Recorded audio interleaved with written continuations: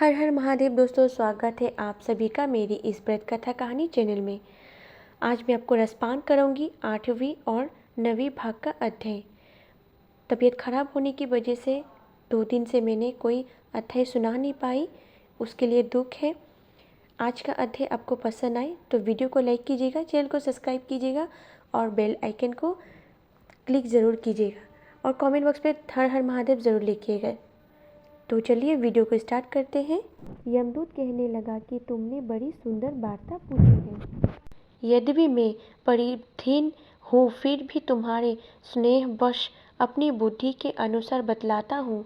जो प्राणी काया, बाजा और मनसा से कभी दूसरों को दुख नहीं देते, वे यमलोक में नहीं जाते। हिंसा करने वाले वेद, यज्ञ, तप और दान से भी उत्तम गति को नहीं पाते। अहिंसा सबसे बड़ा धर्म है। तप और दान ऋषियों ने बताया है। जो मनुष्य जल या पृथ्वी पर रहने वाले जीवों को अपने भोजन के लिए मारते हैं, वे कलसूत्र नामक नरक में पड़ते हैं और वहाँ पर अपना मांस खाते हैं और रक्त पीप पान करते हैं तथा पीप की कीज में उनको कीड़े काटते हैं। हिंसक जन्मांध, काने, कुबड़े, लूले, लंगे, दरिद्र और अग्निहीन होते हैं।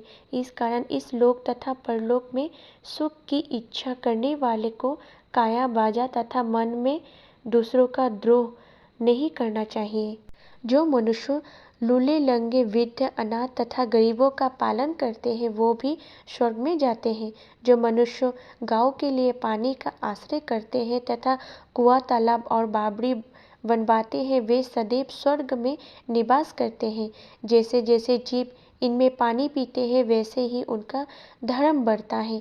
जल से ही मनुष्य का प्राण है, इसलिए जो पाँव आदि लगवाते हैं, वो अक्षय स्वर्ग को प्राप्त होते हैं। बड़े बड़े यज्ञ भी वो फल नहीं देते जो अधिक छाया वाले वृक्ष मार्ग में लगाने से देते हैं।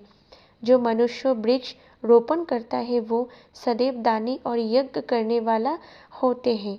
जो अच्छे फल और अच्छी छाया वाले मार्ग को वृक्ष को काटता है, वो नरकगामी होता है। तुलसी का पौधा लगाने वाला सब पापों से छूट जाता है। जिस घर में तुलसी सी वन है, वो घर तीर्थ के समान है और उस घर में कभी यमदूत नहीं जाते।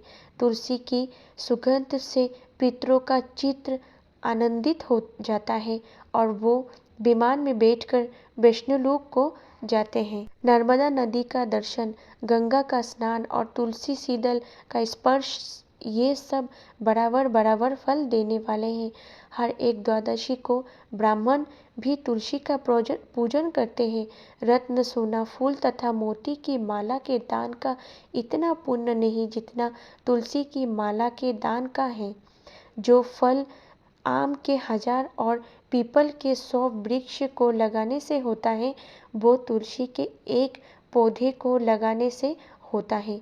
पुष्कर आदि तीर्थों, गंगा आदि नदी, वासुदेव आदि देवता सभी तुलसी वे वास करते हैं।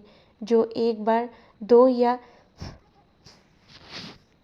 3 बार रेवा नदी से उत्पन्न शिव मूर्ति की पूजा करते हैं अथवा स्फटिक रत्न को पत्थर से आप निकले हुए तीर्थ में, पर्वत या वन से रखी हुई शिव की मूर्ति की पूजा करते हैं और सदैव ओम नमः शिवाय मंत्र का जाप करते हैं, यमलोक की कथा भी नहीं सुनता। प्रसंग, शत्रुता, अभिमान से शिव पूजा के समान पापों को नष्ट करने वाला तथा कृति देने वाला 3 लोक में और कोई काम नहीं है।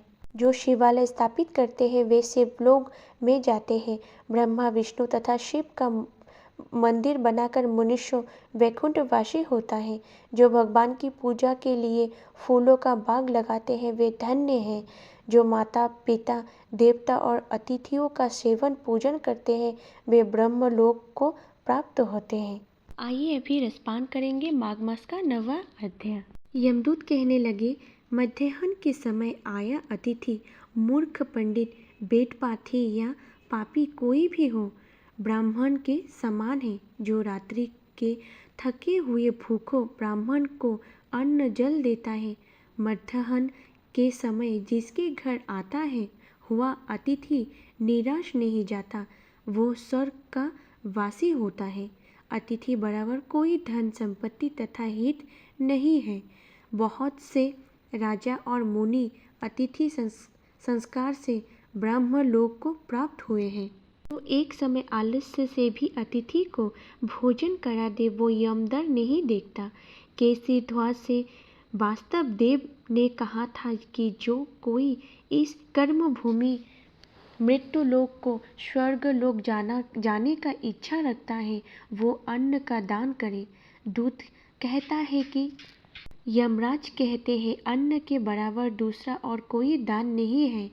जो गर्मियों में जल, सर्दी में ईंधन और सदैव अन्न का दान करते हैं, वो कभी यम के दुख नहीं उठाते।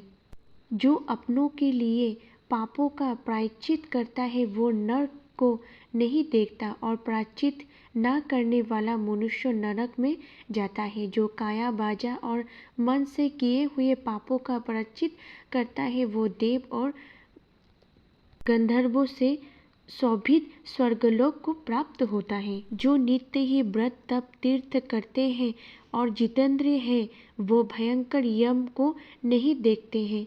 नित्य धर्म करने वाला दूसरों का अन्न भोजन और दान त्याग दे। नित्य स्नान करने से बड़े बड़े पाप का नाश होकर यम को नहीं देखता। बिना स्नान पवित्रता कैसे हो सकती है? जो मनुष्य पर्व के समय चलते जल में स्नान करते हैं, वो बुरी योनि नहीं पाते, ना ही नरक में जाते हैं। माघ मास में प्राप्त स्नान करने वाले मनुष्य को नियम पूर्वक तिल पात्र और तिल कमल का दान करना चाहिए। यमदूत कहते हैं कि हे बेकुंडल, पृथ्वी, सोना, गो आदि परम दान करने वाला स्वर्ग से नहीं लौटते। बुद्धिमान पुण्य तीर्थियों, व्यतिपात, संक्रांति आदि को थोड़ा सा दान करके भी बुरी गति को नहीं प्राप्त होता। सत्यवादी, मन रहने वाला, मीठा बोलने वाला, क्षमाशील, नीतिवान, किसी की निंदा न करने वाला, सब प्राणियों पर दया करने वाला, पराये धन को तृण के समान समझने वाला मनुष्य कभी नरक को नहीं भोगता। आज का 8वां और 9वीं भाग यही समाप्त होता है। कल आप सुनेंगे 10वीं भाग। धन्यवाद।